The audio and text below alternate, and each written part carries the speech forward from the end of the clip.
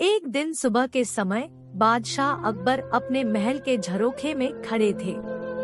उसी समय एक ऐसा व्यक्ति महल के नीचे रास्ते से गुजरा जिसके बारे में कहा जाता था कि वह मनहूस है और सुबह सुबह जो भी उसकी सूरत देख लेता है उस दिन वह मुसीबतों से घिरा रहता है।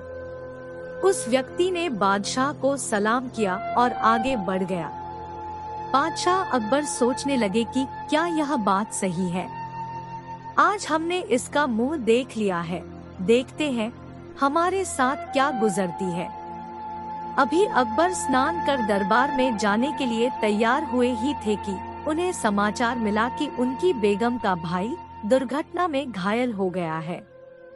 दरबार में जाने के बदले वह अपने साले को देखने चले गए। लौटते वक्त महल की सीढ़ियों पर चढ़ते समय उनका पांव फिसल गया और पैर में मोच आ गई। पैर में पट्टी बंधवा कर वे दरबार में पहुँचे।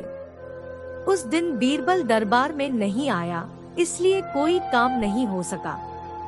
ऊब कर वे अपने महल में लौट आए और थोड़ा आराम करने का विचार किया।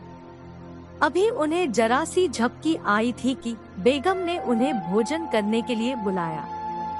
आज उनका भोजन करने का मन नहीं था, फिर भी भोजन करने बैठ गए, किंतु अभी पहला ग्रास ही मुंह में डाला था कि अचानक कहीं से एक मक्खी उनकी थाली में आ गिरी। वे खाना छोड़कर खड़े हो गए। अब तो उनका गुस्सा सातवें आसमान पर पहुंच गया। बेगम से भी उनकी कहासुनी हो गई और बेगम नाराज हो गई। जैसे तैसे वह दिन पूरा हुआ। शाम को वे महल की छत पर गए और एकांत में बैठकर सोचने लगे कि आज मेरा पूरा दिन खराब गया। ऐसा पहले कभी नहीं हुआ था, आज ही ऐसा क्यों हुआ? यह जरूर उस मनहूस की सूरत देखने का परिणाम है। उन्होंने उसी समय सिपाहियों को हुक्म दिया कि उस मनहूस को गिरफ्तार करके हमारे सामने पेश किया जाए। सिपाही फौरन उसे पकड़कर ले आए। बादशाह ने उसे फांसी की सजा सुनाई।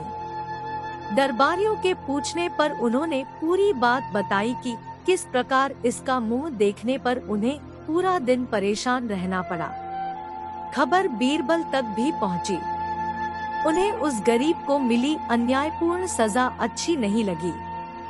वे सीधे कारागार पहुंचे और उस व्यक्ति से मिले और कुछ समझाकर लौट आए।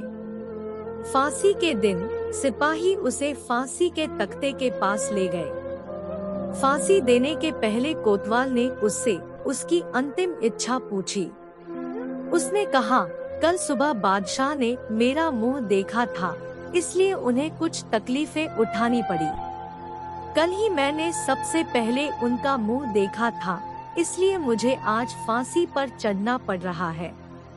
कोतवाल साहब, आप दरबार में जाकर बादशाह, दरबारी और नगर की जनता को मेरा यह संदेश पहुंचा दे कि आज से सुबह के समय कोई बादशाह का मुंह न देखे। जो भी व्यक्ति सुबह के समय बादशाह का मुंह देखेगा उसे मेरी तरह फांसी पर चढ़ना पड़ेगा। बस यही मेरी अंतिम इच्छा है।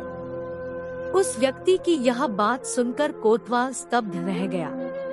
कैदी की अंतिम इच्छा पूरी किए बिना उसे फांसी नहीं दी जा सकती थी। आता वह फौरन दरबार की ओर रवाना हो गया और बादशाह को उस व्यक्ति की अंतिम इच्छा बताई। उसकी इच्छा सुनकर बादशाह भी स्तब्ध रह गए।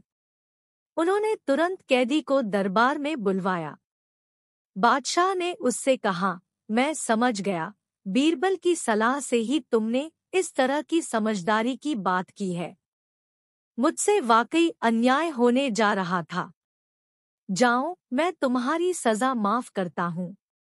बादशाह ने उस व्यक्ति को 500 मोहरें भी भेंट में दी। वह व्यक्ति खुश होकर चला गया।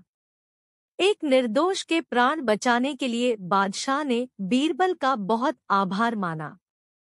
तो दोस्तों, आपको यह कहानी कैसी लगी कमेंट करके बताएं और वीडियो को लाइक, शेयर और सब्सक्राइब जरूर करें। धन्यवाद।